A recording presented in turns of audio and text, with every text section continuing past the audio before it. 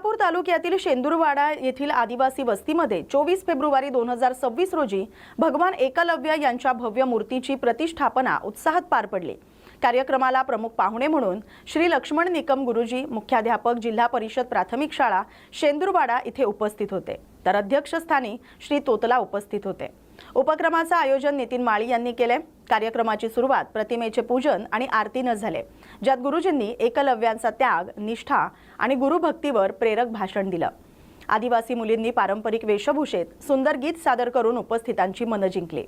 मूर्ती स्थापनेसाठी जागा आयोजकांनी उपलब्ध करून दिल्याचं सांगण्यात आले।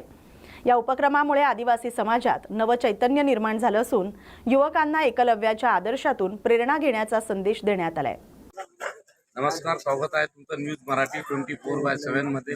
आपण इथे आलेलो आहोत शेंदूरवाडा या गावामध्ये, तालुका गंगापूर, जिल्हा छत्रपती संभाजीनगर। आज इथे भगवान वीर एकलव्य यांच्या मूर्तीचं अनावरण होत आहे आणि आज लोकार्पण सोहळा पण झालेला आहे।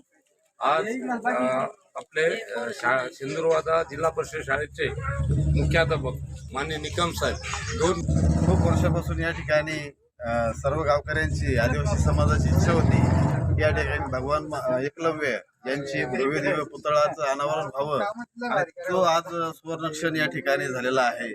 आज भगवान वीर एकलव्य यांची भव्य दिव्य अशी हा पुतळा या ठिकाणी उभारण्यात आलेला आहे आणि संपूर्ण आदिवासी समाज आणि गावकरी शेंदूरवाडा यांचं या ठिकाणी जे अनेक वर्षापासूनचं स्वप्न होतं ते आज पूर्ण झालेलं आहे। भगवान एकलव्य या ठिकाणी एक मूर्तिमंत उदाहरण आहे आदिवासी समाजाचं, की जो तळागाळातला जो समाज आहे या समाजानं स्वकर्तृत्वानं आपल्या पायावरती उभा राहून एक वेगळा आदर्श या ठिकाणी निर्माण केलेला आहे। त्यांची कीर्ती आपण महाभारत काळापासून आजही या ठिकाणी गातो आणि त्यांचा जो आदर्श आहे तो आदिवासी समाजाने या ठिकाणी पुढे घेतला पाहिजे। निश्चितच तो या ठिकाणी हा समाज मुख्य प्रवाहामध्ये येण्यास मदत होईल। धन्यवाद।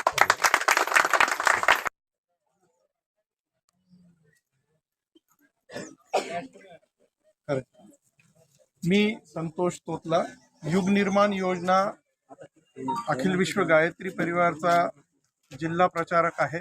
दिव्य असा एकलव्य प्रतिष्ठानच्या माध्यमातून यांनी या ठिकाणी जो भगवान एकलव्यांचा पूर्णाकृती पुतळा उभा केला। आज मी ह्या एकलव्य प्रतिष्ठानच्या कार्यक्रमामध्ये आलो। मला इतका समाज जो आहे, या समाजामध्ये जे व्यसनाधीन लोक असतील, आपले जे बंधू व्यसनाधीन असतील, त्यांनी व्यसन सोडावं अशी माझी हार्दिक इच्छा आहे।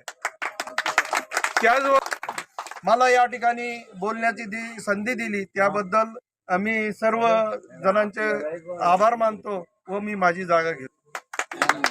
नितीन, मनापासून इच्छा होती की या भगवान वीर एकलव्य यांची पूर्ण आकृती मूर्ती असावी, कारण की येणाऱ्या नवीन पिढीच्या साठी त्यांना त्यांचं ते प्रेरणा मिळावी आणि त्यांनी व्यसन मुक्त व्हावा अशी याच्या मागची भावना आहे।